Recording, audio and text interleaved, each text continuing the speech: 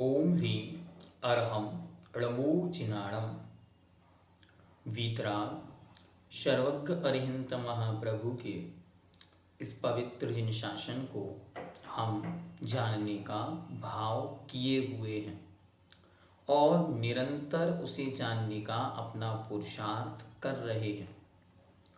आज हम सप्त व्यसन के विषय में जानेंगे। सप्त मतलब सात, व्यसन मतलब होता है बुरी आदत। आगम ग्रंथों में जिस समय जो आदत बहुत अधिक फैल जाती है, बुराई के रूप में, अशुभ गति के आश्रम आदि में जो निमित्त कारण बनती है, उसे व्यसन के रूप में घोषित किया जाता है। धीरे धीरे समय के अनुसार इन व्यसनों में अंतर भी आता है। मतलब आदतें बुरी जो होती हैं वो ये सात ही हैं ऐसा नहीं, सैकड़ों प्रकार की और भी आदतें हो सकती हैं जो व्यसन के रूप में होती हैं। व्यसन मतलब बुरी आदत, बुरी लत जो व्यक्ति को निरंतर परेशान करती है। सामान्य से कोई कार्य करना और उसे लत बसात बार बार करना, इसी का नाम व्यसन है। कोई चीज सामान्य से होती है और कोई चीज उसी में आसक्ति पूर्वक रिपीटेशन के साथ बार बार यह कार्य करना, ऐसा कहलाता है व्यसन। तो आइए देखते हैं। बुरी आदत का होना व्यसन कहलाता है। व्यसन सात होते हैं, जैसा आपको पहले कहा कि व्यसन अनंत होते हैं।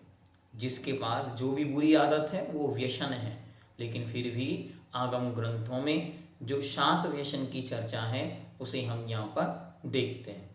पहला है जुआ खेलना, मांस खाना, मद्यपान सेवन, मद्य का मतलब होता है नशीले पदार्थ, वेश्यागमन करना, शिकार खेलना, चोरी करना, परस्त्री सेवन करना। आइए अब इन सप्त व्यसनों को जानते हैं। और जानना क्यों है?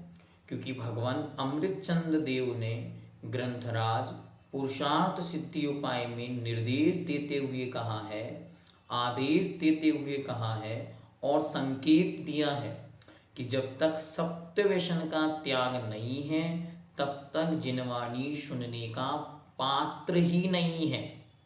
ध्यान से सुन लें। पुरुषार्थ सिद्धि उपाय में आचार्य अमृतचंद्र देव ने उल्लेख करते हुए कहा कि जब तक सप्त व्यसन का त्याग नहीं, जब तक जिनवाणी सुनने का पात्र नहीं। अच्छा, अगर ऐसा है तो फिर वो भील जो मांस का सेवन करता था, शिकार करता था, उसे उपदेश क्यों दिया? उपदेश दिया तो क्यों दिया भाई? उपदेश सुन और फिर इसको छोड़। ऐसे आपको उपदेश मिल रहा है तो अब उसे छोड़ना है। तो आज सब अच्छी तरह संकल्प पूर्वक सप्त व्यसन का त्याग करेंगे और प्रयास करें कि अच्छी तरह 10 लक्षण पर्व के उपलक्ष्य में इस वर्ष स्वाध्याय की परंपरा से हम जुड़े इस सौभाग्यवशात जितना हो सके उतना अधिकतम लोगों से सप्त व्यसन का त्याग कराएं। अच्छी तरह उन्हें स्वाध्याय की परंपरा से जोड़ें और उनको निवेदन करें कि सप्त व्यसन का आपको त्याग करना। बहुत सारे लोग ऐसे हैं जो इन सप्त व्यसनों का सेवन नहीं करते लेकिन अभी तक त्याग नहीं किया था। आप अच्छी तरह घर में भी पूछ सकते हैं घर के बड़े बुजुर्ग सदस्यों से कि आपने सप्त व्यसन का संकल्प पूर्वक त्याग किया क्या? तो बहुत सारे लोग कहेंगे नहीं नहीं, हमने कभी त्याग नहीं किया, लेकिन हम सेवन भी नहीं करते। तो इस बार आप सब जगह पर व्यसन मुक्ति अभियान के रूप में इसको छेड़ सकते हैं और बहुत सारे लोगों को व्यसन त्याग करा सकते हैं। आप यदि ये काम करेंगे तो बहुत सारे लोग मार्ग प्रभावना के माध्यम से प्रभावित होकर धर्म के मार्ग पर आएंगे। आजकल के बच्चों को ये सप्त व्यसन त्याग कराना कंपलसरी हो गया है, क्योंकि वे लोग दूसरों के साथ संपर्क में रहने से मोबाइल, इंटरनेट और टीवी के माध्यम से व्यसनों की ओर स्वतः ही मुड़ जाते हैं। उन्हें पता ही नहीं चलता कि यह व्यसन है या बुरी आदत है, तो आप उन्हें भी अच्छी तरह समझा सकते हैं। ये वीडियो उनके साथ शेयर करके उन्हें भी इस मार्ग के जोड़कर व्यसन के मार्ग से मुक्त करा सकते हैं। तो इस बार आपका ये अभियान हो कि ये 10 लक्षण व्यसन मुक्ति अभियान के रूप में हमारे माध्यम से चलाया जाए। तो सबसे पहला है जुआ खेलना। धनाधिक की शर्त लगाकर ताश खेलना या किसी भी माध्यम से पैसे लगाकर जुआ, सट्टा, मैच, चुनाव आदि, ताश पत्ती आदि, ये सब किसके लिए? सट्टा लगाकर पैसा कमाने की भावना से करना सब जुआ कहलाता है।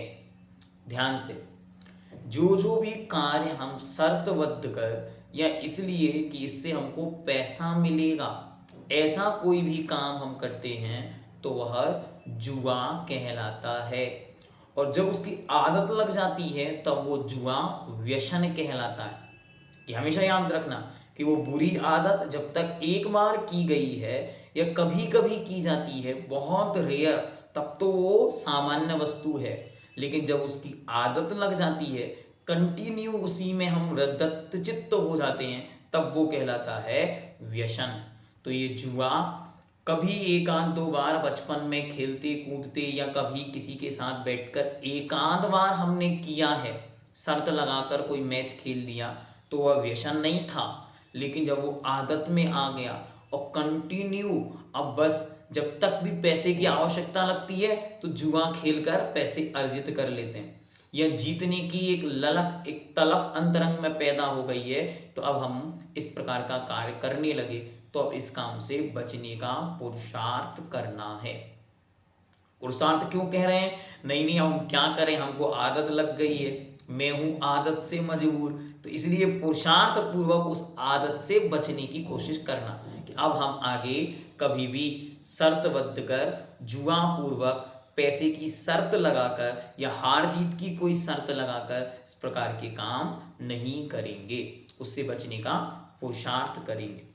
दूसरा है मांस खाना। जीवों को मारकर अथवा मरे हुए जीवों का कलेवर अर्थात जो मांस का पिंड है उसको खाना मांस सेवन या मांस खाना व्यसन कहलाता है।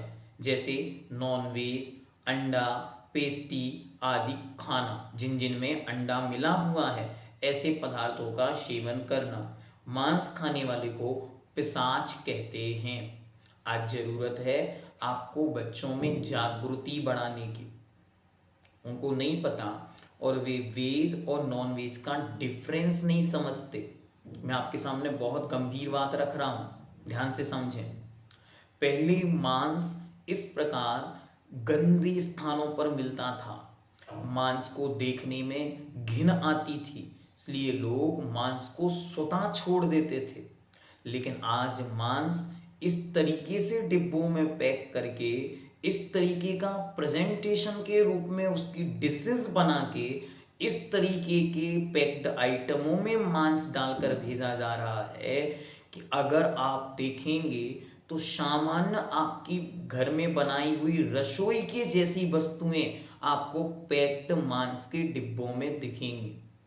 तो क्या हो रहा है? ये सारे संसार में मांस को फैलाने के लिए, क्योंकि ये मांस सबकी मस्तिष्क को विकृत कर देगा, इसीलिए वो इस प्रकार के कार्य को किया जा रहा है। अगर आपको विश्वास नहीं तो आपके KFC या मैकडोनल्ड्स, इन सब के जो मांसाहारी प्रोडक्ट हैं उनको अच्छी तरह एक बार रीड करिए। आज आपके पास गूगल देवता है, उसके सामने पूछिए कि इनके मांसाहारी प्रोडक्ट के डिशेस की फोटो सेंड कीजिए, तो आपके सामने सारी फोटोज रखेगा। आप देखेंगे तो आपको आश्चर्य होगा कि ये क्या हो गया। और इसके माध्यम से जैसे आप लोग देखते हैं पनीर टिक्का, अब पनीर टिक्के को क्या करते हैं वो इस तरीके से उस पनीर को इस एक उसके अंदर पिन के अंदर लगाकर आपके सामने रखते।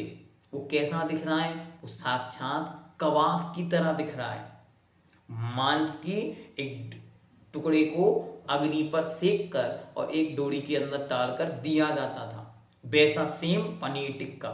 अब जो बच्चा या जो व्यक्ति कभी भी इस मार्ग को समझ नहीं पाएगा या इस बात को नहीं जानता, उसके बीच में कोई अंतर नहीं उसे पनीर टिक्का खाने में या मांस टिक्का खाने में।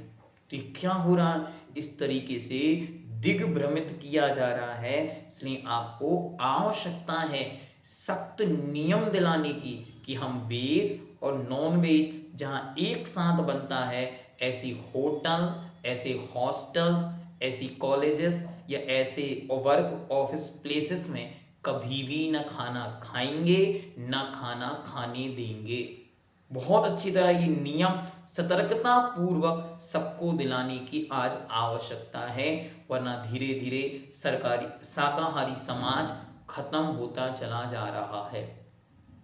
बहुत सतर्कतापूर्ण इस स्थिति पर विचार करने की आवश्यकता है। इसके लिए पूर्व में एक पुरुषार्थ मैंने देखा, वो आपके सामने रख रहा हूं। यदि आपको अच्छा लगे, आपसे हो सके तो आप करें।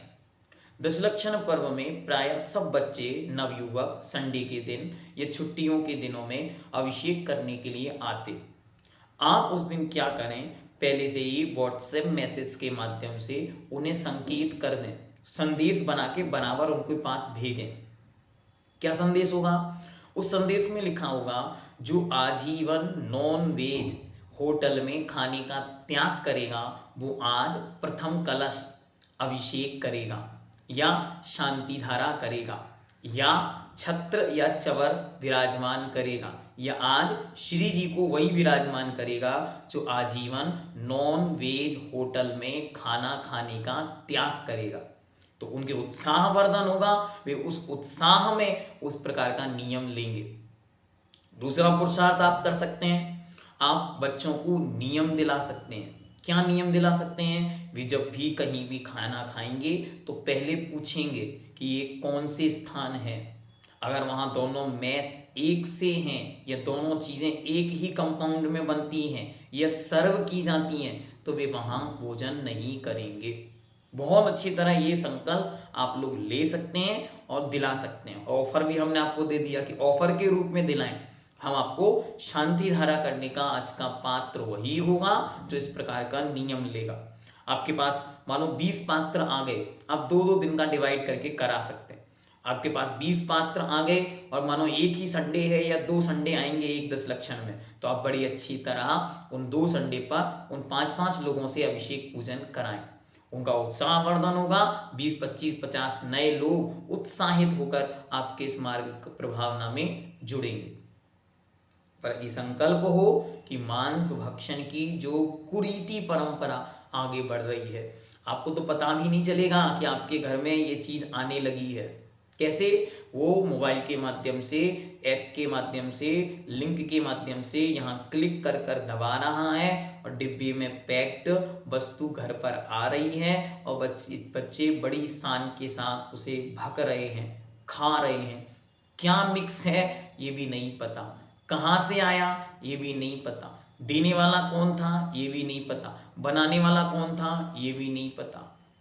तो आपको बहुत विचार करने की आवश्यकता है। आज समय बहुत कठिन है। धर्म पालन के साथ साथ सुरक्षा, जीव दया और स्वास्थ्य, ये सब चीज़ों की जरूरत है। हम ये कहते हैं कि धर्म को रूढ़िवादी मानकर जुड़ने की आवश्यकता नहीं है, लेकिन स्वास्थ्य की आवश्यकता है। पैकेट बंद में क्या है, कब से सड़ रहा है, पता ही नहीं है। बस खाए जा रहे हैं और उसमें अपना गौरव मान रहे हैं, उसमें अपनी शान मान रहे हैं। उससे बच सकते, ठीक है। हो सकता है तो फास्ट फूड के विषय में भी विचार आप कर सकते हैं। फास्ट फूड पर भी अच्छी तरह विचार करिए और विचार करके उसे छोड़ने का विचार बनाओ। आगे है 3rd नंबर पर मद्यपान। मद्यपान जिन वस्तुओं को पीने या खाने से व्यक्ति बेसुध होता है, बेहोशी चढ़ती है, नशा आता है और मादकता छा जाती है, बुद्धि भ्रष्ट हो जाती है, शरीर को रोगों का घर बनाता है, ऐसे उन नशीले पदार्थों के सेवन को मद्यपान कहते हैं। जैसे शराब, बियर, वाइन, तंबाकू, गुटखा, गांजा, अफीम, ड्रग्स, ऐसी चॉकलेट्स, ऐसी च्युइंग गम्स और ऐसी एप्पी जैसी छोटी छोटी सी स्टिंग्स जैसी बॉटलें जो आपको पता ही नहीं चलेगा कि इसमें कितनी परसेंटेज एल्कोहल है और बड़ी अच्छी तरह आज पी जा रही हैं नशे के रूप में। आदत लग गई है उनकी। हमको बच्ची ने बताया, वो लाल कलर का एक ड्रिंक था और उसने बताया कि इसको पीने के बाद सारे शरीर में झंझनाहट जैसी महसूस होती है। मतलब एक कमजोर व्यक्ति को ऐसा लगने लगता है कि वो एकदम पावरफुल हो गया, उसके अंदर एनर्जी बूस्ट हो गई, उसे ऐसा लगता है। तो मैंने कहा इसको पीने के बाद करते क्या? बोले करने के बाद बहुत कुछ करने का एक्साइटमेंट बढ़ता, मानो क्रिकेट खेलने को भागने की इच्छा होती, कोई भी काम करा लो, सब कुछ करने को उसमें अंदर शक्ति होती है। और फिर धीरे धीरे वो शक्ति कम होने लगती है तो उसे लगता है फिर से पीनी, इसलिए हम इसको रोज पीते। ये क्या हो रहा है? इन पर आपको विचार करने की आवश्यकता है। मद्य सेवन, नशा, ये मुक्ति अभियान चले और जन जन को नशा से मुक्त किया जा सकता है। कोशिश करने पर क्या नहीं होता, सब कुछ हो सकता है। हमने आज तक कोशिश नहीं की, इसलिए ये मार्ग पर नहीं बढ़ी। आप लोग बहुत ध्यान से समझें, दशलक्षण पर्व नाटक, नौटंकी या नृत्य गाना का पर्व नहीं है, ये आत्म कल्याण का पर्व है। तो आत्म कल्याण के लिए क्या हुआ इन 10 दिनों में, ये विचार करना। और अतीत के कितने दशलक्षण बीत गए, उनमें क्या हुआ, इस पर भी विचार करना। एक पूरा सत्र आपके सामने रखेंगे, 10 लक्षण में क्या करना, तब उस विषय चर्चा करेंगे। आगे चलते हैं। तो इन सब पे अच्छी तरह विचार करके बच्चों को समझाएं और उनसे समय समय पर जानकारी लें कि कहीं उनके मित्रगण ऐसा कुछ करते तो नहीं। क्यों? मित्रगण तो करते नहीं, मित्रगण तो करते, हम नहीं करते, लेकिन धीरे धीरे संगति से वो उनको भी मिलने लगेगा। बहुत अच्छी तरह समझना। आज सतर्कता नहीं आई तो कल खो देंगे क्या? सब कुछ। क्यों? ये शराब बहुत बड़ी नुकसानदायक है, ये मत सोचो, बल्कि ये तो साक्षात जहर है। कैसा जहर है? ये धीरे धीरे शरीर में अंदर जाएगा और ये आंतों को खराब करेगा, ये लीवर को डैमेज करेगा और ये लीवर पर धीरे धीरे धीरे धीरे उस लीवर को खत्म कर देता है। और जितने भी शराबी हैं वे सारे के सारे शराबी किसी बड़ी बीमारी से ग्रसित होकर मर जाते हैं।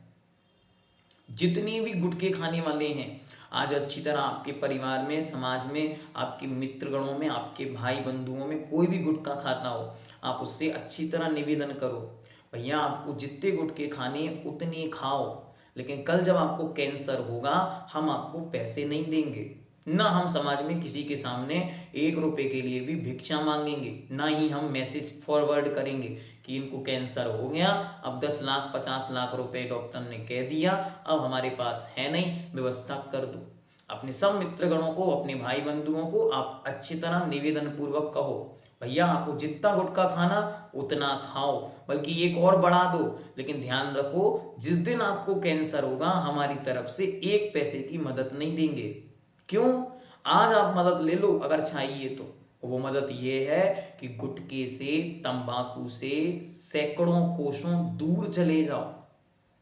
पढ़े लिखे समाज में, सभ्य समाज में, एजुकेशन जहां बढ़ रहा है, विज्ञान जहां बढ़ रहा है, वहां साक्षात उस तंबाकू के पैकेट पर, उस राजश्री के पैकेट पर, उस विमल के पैकेट पर साक्षात लिखा है तंबाकू के सेवन से कैंसर होता है। लिखा होने के बाद, पढ़ लेने के बाद भी जो खा रहे हैं उनके लिए फिर हमको क्या मांगना पड़ रहा, डोनेशन मांगना पड़ रहा है, भैया उसको कैंसर हो गया, उसका इलाज कराना है।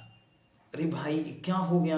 आपने स्वयं अपने लिए ऐसे बीज क्यों बोना जिससे भविष्य खराब हो?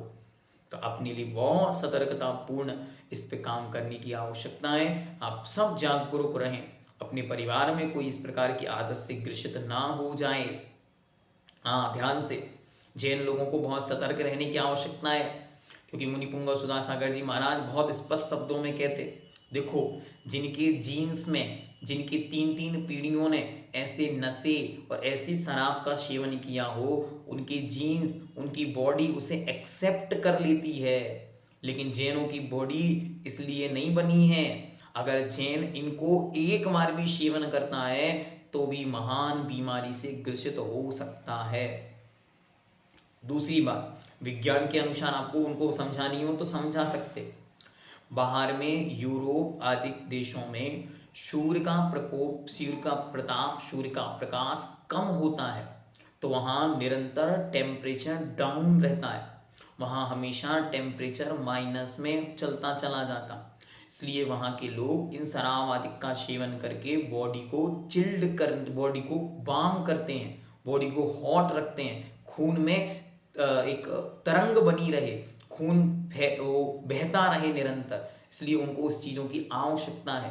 अरे भारत जैसे गर्म देश में, महान उष्णतम देश में, जहाँ पूरे के पूरे 10 महीने आपको महानतम प्रकाश और गर्मी मिल रही है, ताप मिल रहा है, वहाँ इस बॉडी को इस चीज़ की आवश्यकता नहीं। तो वो लोग कहेंगे अब 2 महीने बचे, उसमें तो हम सेवन कर सकते ना गर्मी में, सर्दियों के नहीं। आप उसमें भी उनको कहो, इसमें भी बॉडी तो बॉडी है, उसमें एक्सेप्टेंस नहीं है, उसको नहीं पता कि आप क्या खा रहे हैं, क्या पी रहे हैं, उसके सेवन से वो उसे अब्जॉर्ब करने की कोशिश करेगी और लीवर को फेल कर देगी। इसलिए बहुत सतर्कतापूर्ण जीवन जीने की आवश्यकता है, बचने की कोशिश करें। दवाई, सीरप आदि भी आप लेते हैं, डॉक्टर को पहले बोल दें अगर इसमें एल्कोहल अधिक मात्रा में है या एल्कोहल की मात्रा है तो हमको एल्कोहल फ्री औषधि दें। जितने भी आप सीरप ले रहे हैं, जितने भी आप ये कफ सीरप जितने मोस्टली हैं, उन सब में एल्कोहल बहुत मात्रा में होता है। भैया जी अब कफ हो जाएगा तो हम क्या करेंगे, सर्दी हो जाएगी तो हम क्या करेंगे? सुनिए, सर्दी यदि हो जाए, अगर सर्दी हो भी जाए तो क्या करना है, आपको अच्छी तरह काढ़ा बनाकर देना है। प्रश्न पूछ रहे हैं भैया जी मानो कोई तंबाकू नहीं खाता फिर भी कैंसर हो जाए, वो अलग व्यवस्था है, वो अलग बात है। यहाँ तो पहले से ही अपने कैंसर का बीज बोया जा रहा है, हो जाए उसके सैकड़ों कारण हैं, सैकड़ों कारण। क्या कारण है उसमें? सैकड़ों कारण हैं, केमिकल, पेस्टिसाइड्स, दुनिया भर के कारण। किस लिए हो जाए, किसको हो जाए, ये बात नहीं कर रहे हैं। यहाँ बात की जा रही है कि वो अपनी मौत अपने मुख से, अपने हाथों से बो रहे हैं। मतलब उस पर लिखा हुआ है कि इसको खाने से कैंसर होता है, वो उसको खा रहे हैं, मतलब कैंसर का निमंत्रण वो अपने हाथों से दे रहे हैं। किसी को कैंसर हो जाए वो उसकी अलग व्यवस्था है, उसके लिए डोनेशन या उसके लिए सहायता वो अलग व्यवस्था है। लेकिन कोई व्यक्ति पहले से ही खा रहा है, उसे सतर्क करने के लिए आपको उसके सामने ये बात रखनी। कोशिश करें कि ये चीज़ों से लोग बचें। अगला है वेश्यागमन करना। संसार में सभी के साथ संबंध रखने वाली सभी स्त्री वेश्या के पास जाना आना करना, उससे अनुचित संबंध रखना वेश्यागमन कहलाता है। जिस स्त्री का अनेक पुरुषों के साथ अनेक प्रकार का संबंध होता है, शारीरिक संबंध होता है, उनके साथ कोई भी संबंध नहीं रखना। इस विषय में बच्चे बच्चियों को खूब अच्छी तरह जागरूक करना चाहिए, क्योंकि आजकल महान महान बीमारियां फैल रही हैं। उन जानकारी के अभाव में, मित्रों की संगति में इस प्रकार की किसी कृत्य में भी पड़ जाते हैं। पुरुष पुरुष के बीच में, स्त्री स्त्री के बीच में, स्त्री पुरुष के बीच में अनेक प्रकार के जो संबंधों की आज चर्चा देखने को आ रही है, वो भी मोबाइल के माध्यम से इस प्रकार का प्रचार किया जाता है। ये सब कुछ ठीक है, यह इस प्रकार से उचित है, अनुचित को उचित बताकर और जो प्रयोग दिखाया जा रहा है, ये नंगा नृत्य संपूर्ण समाज को, संपूर्ण मानव देह को नष्ट कर देगा। क्यों? अकाल में इस प्रकार की प्रवृत्ति उनके अंदर फैल जाने से वे सब अपने शारीरिक रोगों से ग्रसित होंगे और शारीरिक क्षमताओं से नष्ट हो जाएंगे। इसलिए उन्हें इन चीजों से बचाने के लिए कृतज्ञता पूर्वक पहले से संकल्प दिलाना पड़ता है। नहीं नहीं ऐसा कभी नहीं होगा, ऐसा मत सोचो। ध्यान से, महात्मा गांधी जब विदेश पढ़ने जा रहे थे तो उनकी माँ उन्हें रायचंद जी के पास लेके गई और श्रीमद रायचंद जी ने उन्हें संकल्प दिलाया, आप बाहर जा रहे हो, किसी भी पर स्त्री से कोई भी संबंध नहीं बनाओगे। संकल्प दिलवाया। क्यों? बाहर जा रहे हैं, वहां क्या माहौल किसको पता, किसी को नहीं पता। इसलिए बचने का पुरुषार्थ करने के लिए आज से ही अपने को मजबूत बनाना। फिर शिकार खेलना, जंगली पशु पक्षी आदि को शौक बस मार देना अथवा उड़ते हुए छोटे छोटे पक्षी कीड़ों को खाने के लिए मार देना शिकार व्यसन कहलाता है। अब ये शिकार तो आज कम हो गया या समाप्त तो हो गया। अब क्या चलने लगा, अब एक बैट चलता है, डंडा, जिसमें मच्छर मारे जाते हैं और घरों घरों में शाम के समय उसका प्रयोग बढ़ रहा है। उससे बचने का प्रयास करना। दूसरा, भाव शिकार बढ़ रहा है। भाव शिकार क्या होता है? आप मोबाइल पर कैंडी टेम्पल रन नाम का गेम है, ऐसे 50 गेम आपके मोबाइल में उपलब्ध हैं जिनको चलाते से यहाँ से एक बंदूक चलाई जाती है, वहाँ 4 चिड़ियाँ मरकर गिर जाती हैं। यहाँ से एक चलाई जाती है, मछलियाँ मारी जाती हैं, कितनी प्रकार से एक्सीडेंट रेसिंग चलती हैं और साक्षात जीवों को कुचलती हुई चली जाती। ये क्या हो रहा है? अच्छी तरह अगर आप पढ़े लिखे और समझदार हैं तो ये उनके दिमाग को मजबूत किया जा रहा है हिंसा करने के लिए। हाँ, उनको अत्याचार करने के लिए शरीर को मजबूत किया जा रहा है। आप इसी प्रकार अपने लोगों को मार पाओगे। कैसे? जैसे आपने उस चिड़िया को मार पाया, जैसे आपने उसको मार पाया। तो ये भाव हिंसा बहुत बड़ी हिंसा के लिए प्रेरणा दे सकती है, इसलिए इससे बचने की कोशिश करें। स्वयं बचें, आने वाली पीढ़ी को सुरक्षित करने के लिए संकल्प हैं। आप प्रयास करेंगे तो बहुत कुछ पाएंगे, अन्यथा समय आपके सामने उपस्थित है, आप सब कुछ देख सकते हैं। आगे है चोरी करना। मोहवश आदतन किसी की अच्छी लगने वाली वस्तु को बिना बताए ग्रहण कर लेना चोरी है। एक बार उठाना चोरी पाप है और बार बार उठा लेना अर्थात चोरी की आदत लग जाना ये चोरी व्यसन है। इससे भी बचने की कोशिश करनी चाहिए और बच्चों को नैतिक मूल्यों के रूप में, नैतिक आचरण के रूप में ये आदत आनी चाहिए। क्यों? इससे क्या होता, एक बार यदि किसी को बोध हो जाए, किसी को पता चल जाए कि इस व्यक्ति को चोरी की आदत है, फिर सब लोग उससे सतर्क रहने लगते, उसकी विश्वसनीयता खत्म हो जाती, वो अपने रिश्तेदारों, अपने परिजनों के बीच में शर्मिंदगी महसूस करता। लोग बताते नहीं कि हमने आपको पकड़ लिया, लेकिन वह उसकी छवि निरंतर उस रूप में विकसित हो जाती। इसलिए बच्चों को समझाकर अच्छी तरह उन्हें बताएं। ये चीज़ें उन्हें सिखाने की हैं कि कभी भी कहीं भी किसी की भी गिरी हुई, रखी हुई, पड़ी हुई, भूली हुई वस्तु को आपको नहीं उठाना है बिना उसकी परमिशन के। 100 रुपये रास्ते में मिले, उठा लो, मंदिर की गुल्लक में डाल दो, नहीं। आप उनको अच्छी तरह समझाओ, कहीं भी किसी की गिरी हुई, पड़ी हुई, रखी हुई, भूली हुई वस्तु बिना उसके मालिक की आज्ञा के हमको नहीं उठानी है। क्यों? आज वो रास्ते में पड़े हुए 100 रुपये को उठा रहा है, कल आपके ही गिरे हुए 1000 रुपये को उठा सकता है, आपकी ही किसी स्थान पर रखे हुए पैसे को उठा सकता है। तो उसको आदत में, ये संस्कार में आना चाहिए कि आपको कभी भी नहीं उठाना है। इससे चोरी व्यसन से बच जाएंगे। अंत में कहते हैं पर स्त्री सेवन त्याग। स्त्री, स्वयं की स्त्री को छोड़कर अर्थात जिससे हमारा धर्मानुकूल विवाह हुआ हो, अन्य स्त्री के साथ संबंध स्थापित करना पर स्त्री सेवन व्यसन है। इस पूर्वक अच्छी तरह नियम दिलाकर बच्चे बच्चियों को बाहर पढ़ने भेजना। हाँ, बहुत सतर्कतापूर्ण उनको नियम दिलाओ गुरु महाराज की सानिध्य में, और उनको बताओ कि देखो आपने जिस मार्ग को चुना वो मार्ग जिन शासन इस प्रकार का है, आप पढ़ने जा रहे हैं, वहाँ केवल पढ़ाई करेंगे, पढ़ाई के अलावा अन्य सब जिम्मेदारियाँ हमारे ऊपर हैं, हम आपके भविष्य के सारे कृत्य करेंगे। आप बच्चे बच्चियों को पढ़ाने भेजते समय पहले उनसे कहो कि आपको वहाँ जाके शादी करने के लिए वर वधू ढूंढने नहीं भेज रहे हैं, हम आपको पढ़ने भेज रहे हैं, आप पढ़ के आओ, वर वधू छोड़ने की जिम्मेदारी हमारी है, हम आपको योग्य रिश्ता ढूंढ कर देंगे। ये महान अब्रह्म फैल रहा है। हाँ, लोग इसको समझ नहीं रहे हैं कि ये क्या हो रहा है, ये वासना का अंधाधुंध प्रदर्शन। आज आप देखो कितनी बड़ी घटना कोलकाता के अंदर घटी।